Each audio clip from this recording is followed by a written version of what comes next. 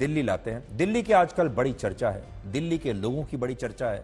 दिल्ली में अभी चुनाव संपन्न हुआ है और दिल्ली के लोगों ने इस बार अरविंद केजरीवाल को उनकी पार्टी सहित उठाकर बाहर फेंक दिया है, उन्हें सत्ता से बाहर कर दिया है।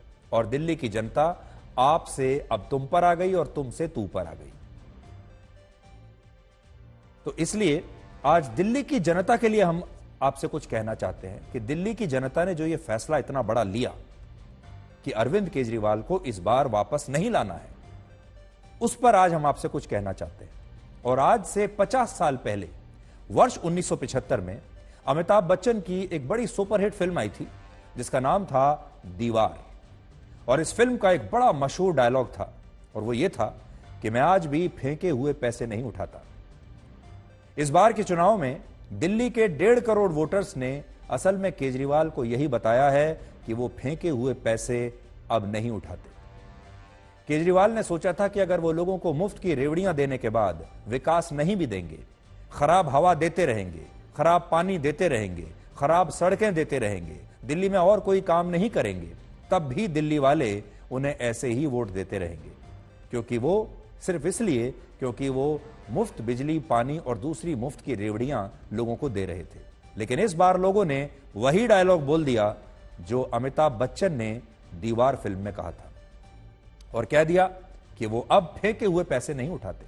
और इसके लिए आज दिल्ली के लोगों की जमकर तारीफ होनी चाहिए। आज बड़ा सवाल यह है कि दिल्ली में हारने के बाद क्या अरविंद केजरीवाल अब पंजाब के मुख्यमंत्री बनना चाहते हैं? और क्या पंजाब में भगवंत मान केजरीवाल के साथ वही कर सकते हैं जो महाराष्ट्र में एकनाथ शिंदे ने उद्धव ठाकरे के साथ किया था? अब दिल्ली में तो जो होना था हो गया, लेकिन अब चर्चा इस बात की है कि पंजाब में आम आदमी पार्टी का क्या होगा, पंजाब की सरकार का क्या होगा। अरविंद केजरीवाल ने कल दिल्ली में पंजाब के सभी विधायकों की एक बैठक बुलाई है जो उनकी पार्टी के विधायक है। और इस बैठक को लेकर कई तरह की अटकलें चल रही है और लोग पूछ रहे हैं कि पंजाब के विधायकों को केजरीवाल ने आखिर दिल्ली क्यों बुलाया है। केजरीवाल भी अब हाई कमांड की तरह व्यवहार करते हैं कि वो हाई कमांड हैं, वो दिल्ली में बैठे हैं और उन्होंने पंजाब के सारे विधायकों को ये कह दिया कि अपना सब काम छोड़कर आप दिल्ली में आइए और यहां हम बैठक करेंगे। बजाय इसके अरविंद केजरीवाल खुद पंजाब जा सकते थे, चंडीगढ़ जा सकते थे, तब सिर्फ एक व्यक्ति को जाना होता और सारे विधायकों से वो वहां मिल सकते थे। लेकिन उन्होंने कल दिल्ली में सबको बुलाया है। पंजाब में अगला विधानसभा का चुनाव 2 साल बाद वर्ष 2027 में होना है। वर्ष 2022 में आम आदमी पार्टी ने पंजाब के चुनाव में 117 में से 92 सीटें जीती थी और वहां सरकार बनाने के लिए 59 विधायकों की ही जरूरत है, लेकिन उससे भी कहीं ज्यादा 92 सीटें उन्होंने जीती। अगर आम आदमी पार्टी के विधायक वहां टूट जाते हैं तो दल बदल से बचने के लिए 92 में से कम 47 विधायकों का टूटना आवश्यक है, तभी वहां पर सरकार गिरेगी। अब यह अटकलें चल रही हैं कि पंजाब के मुख्यमंत्री भगवंत मान केजरीवाल के साथ वही कर सकते हैं जो एकनाथ शिंदे ने उद्धव ठाकरे के साथ किया था। दिल्ली की हार के बाद पंजाब में आम आदमी पार्टी के विधायकों के मन में यह बात जरूर चल रही होगी कि 2 साल बाद पंजाब में जीतना उनके लिए मुश्किल हो सकता है, इसलिए वो समय रहते अपने लिए कोई नया रास्ता तलाश कर सकते हैं। और यह भी कहा जाता है कि आम आदमी पार्टी की दिल्ली और पंजाब इकाई के बीच सब कुछ ठीक नहीं चल रहा। दिल्ली की हार के बाद यह दरार उभर कर सामने आ सकती है। बहुत सारे लोग यह भी कहते हैं कि पंजाब के बहुत सारे आम आदमी पार्टी के विधायक अपने ही मुख्यमंत्री से परेशान हैं और वो चाहते हैं कि मुख्यमंत्री बदला जाए। तो इसलिए पंजाब में भी बहुत कुछ चल रहा है और आने वाले समय में बहुत कुछ हो सकता है।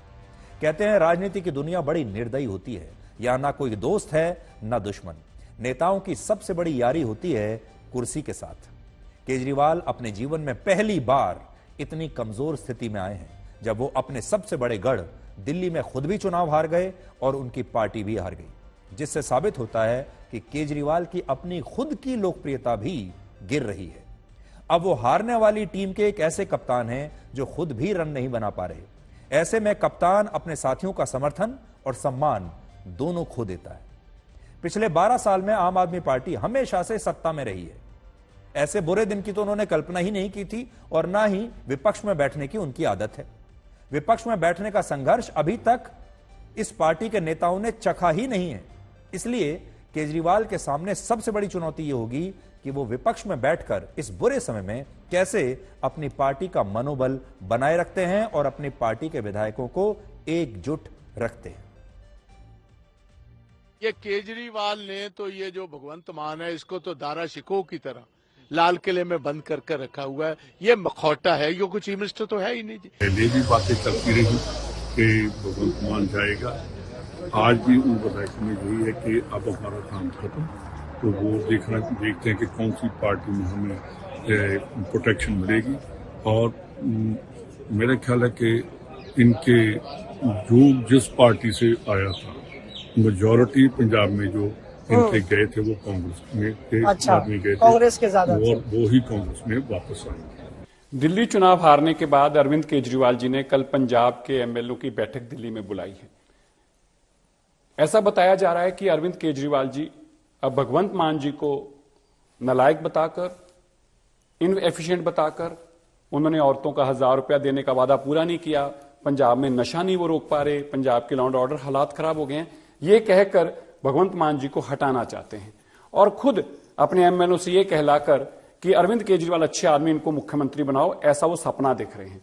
अब बारी पंजाब की है। केजरीवाल और सिसोदिया जी और आतिशी, इनका तो अब chief minister house Sheesh Mahal खाली हो गए, लोगों ने करवाए, हम कुछ नहीं है।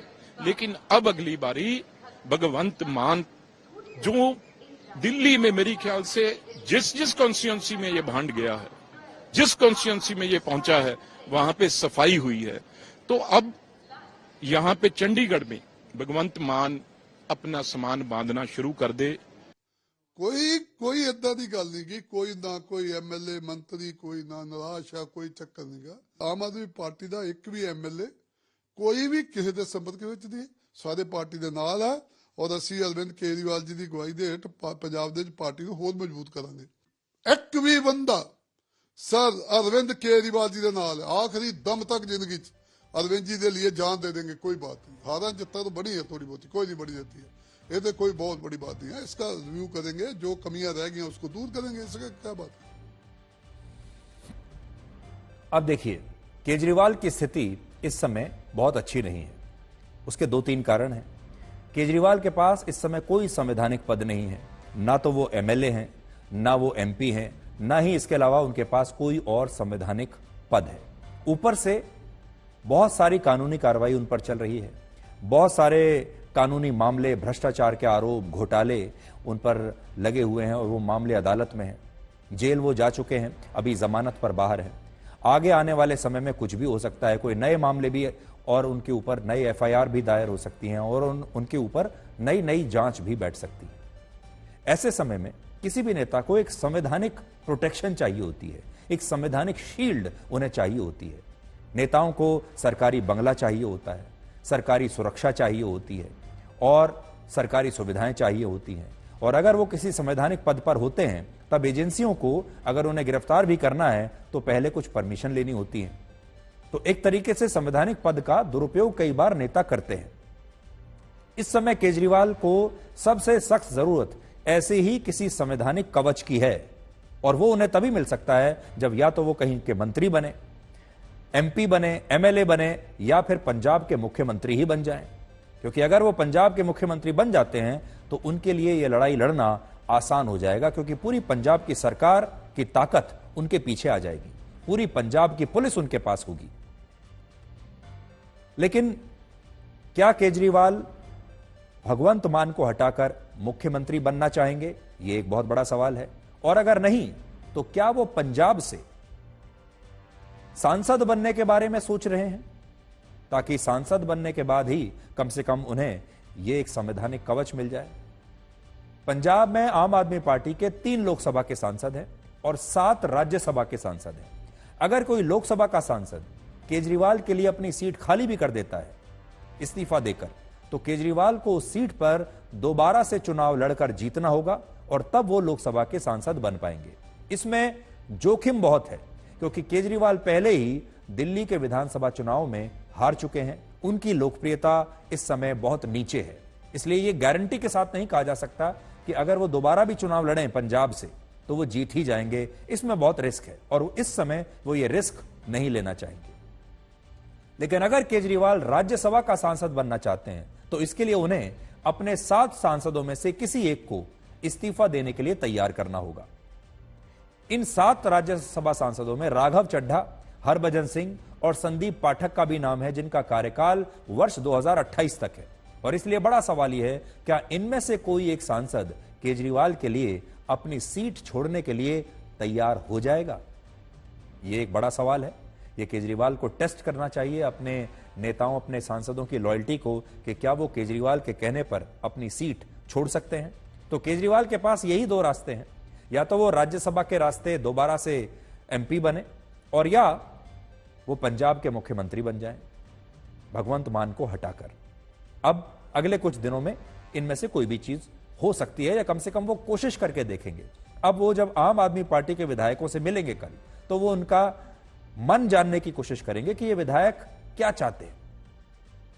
अरविंद केजरीवाल वो नेता हैं जो 2014 और 2019 की जबरदस्त मोदी लहर के सामने भी टिके रहे थे और बीजेपी से हारे नहीं। हालांकि मोदी से वो लोकसभा चुनाव हार गए थे, लेकिन दिल्ली में वो तब भी, इतनी बड़ी लहर में भी, इस दौरान बीजेपी से हारे नहीं। लेकिन अब वक्त बदल चुका है और अब वो एक हारी हुई टीम के आउट ऑफ फॉर्म कप्तान है। आपको याद होगा कुछ दिन पहले तक भारत की क्रिकेट टीम में रोहित शर्मा की स्थिति ऐसी हो गई थी कि कप्तानी ही नहीं बल्कि उनके लिए टीम में अपनी जगह बचाना भी मुश्किल हो गया था। कप्तानी के साथ साथ टीम में जो जगह है वो भी जाने वाली थी। लेकिन कल के मैच में रोहित शर्मा के 119 रन बनाने के बाद अब वही लोग रोहित शर्मा के लिए फिर से तालियां बजा रहे हैं जो कहते थे कि रोहित शर्मा को टीम में रखना नहीं चाहिए। कितनी जल्दी सब कुछ बदल जाता है, यही तो समय है। और इसलिए आज एक सवाल यह भी है कि क्या केजरीवाल को भी एक और नया मौका ऐसे ही मिलेगा? हो सकता है केजरीवाल अगले मैच में रोहित शर्मा की तरह दोबारा से चमक जाएं, सेंचुरी लगा दें और उनकी वापसी हो जाए। दुर्भाग्य से राजनीति में क्रिकेट की तरह रोज रोज मैच नहीं होते।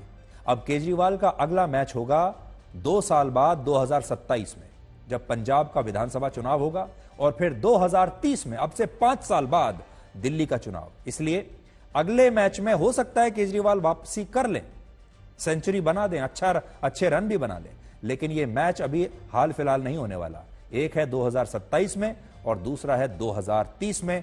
तब तक केजरीवाल को ऐसे ही मैदान से बाहर बैठना होगा।